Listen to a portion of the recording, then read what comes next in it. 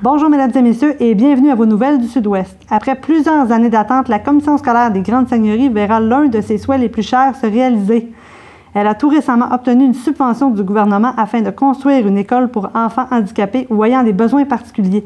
On en parle donc tout de suite avec la présidente du Conseil des commissaires de la Commission scolaire des Grandes Seigneuries, Marie-Louise Carnis. Bonjour. Bonjour. Merci d'être là. Écoutez, ça me fait vraiment plaisir, surtout avec une annonce semblable. Oui, c'est ça, c'est une excellente nouvelle. Donc, au total, il y a 19 millions qui vont être investis dans le projet.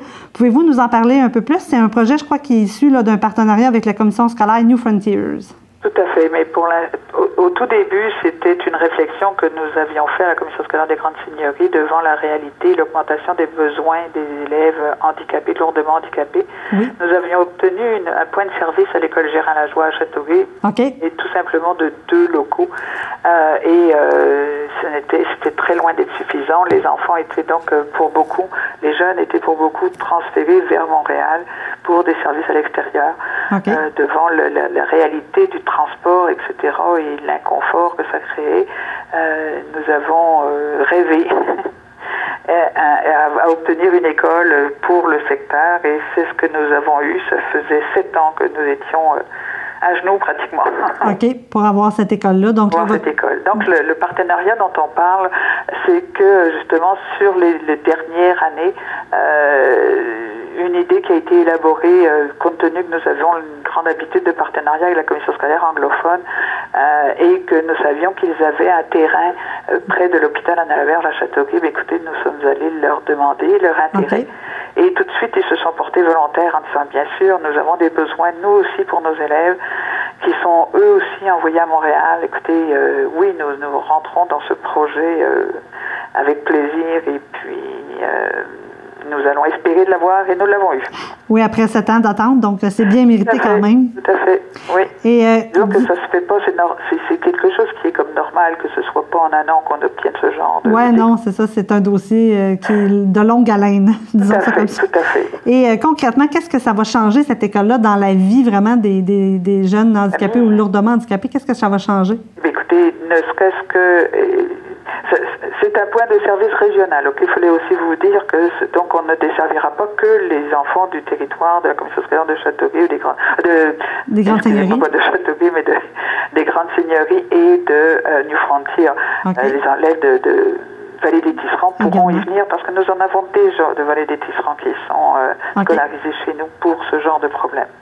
Alors, qu'est-ce que ça va donner aux familles? Écoutez, une qualité de vie pour ces enfants, parce que quand on parle d'1h30, 2 heures, 3 heures de transport pour des jeunes enfants comme ça, qui souffrent de beaucoup de problématiques connexes, c'était rendu pratiquement inhumain avec les problèmes de transport que nous vivons, là.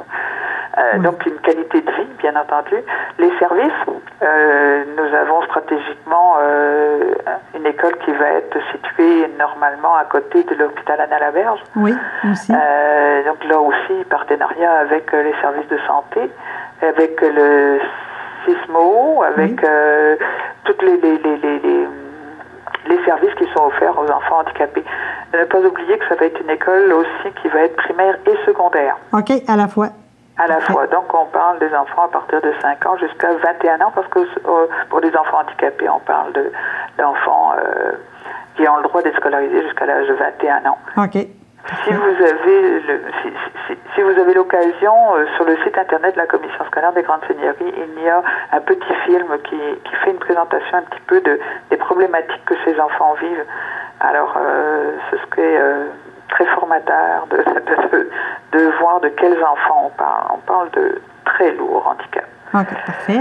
Donc, évidemment, on invite les gens là, à aller consulter la vidéo. Sur le site internet de la Commission scolaire des Grandes Seigneuries, sur la page d'accueil, il y a un petit film dont les parents ont accepté que leurs enfants soient filmés et qu'on puisse voir les belles choses qui se font. Parfait. Et au niveau de l'échéancier dans le dossier, ça ressemble à quoi? À quel moment l'école va ouvrir ou à quel moment elle va accueillir ses premiers élèves? Nous ne pensons pas avant la rentrée, là on parle 17-18, Okay. Parce que une école régulière, habituellement, on parle d'1 an. La fenêtre de construction, c'est pratiquement 1 an pour la construction. Mais là, on parle d'une école très spécialisée avec des salles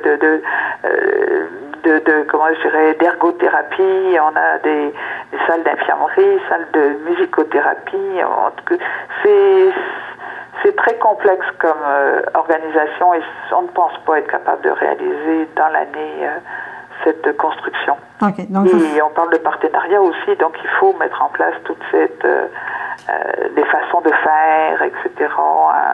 Pour avoir les services, parce qu'on ne peut pas avoir ces enfants-là sans tous les services que ça demande.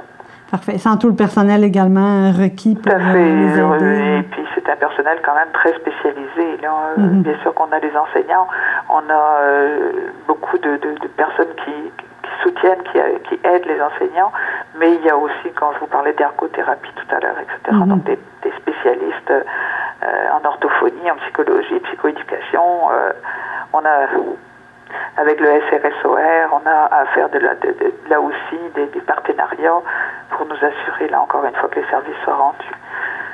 Parfait. Donc, Mme Carnéis, merci beaucoup d'avoir été avec nous pour en parler. On vous souhaite également bon succès avec ce nouveau projet-là. Écoutez, c'est pour les enfants. Alors, on va travailler très fort pour le réaliser. Merci.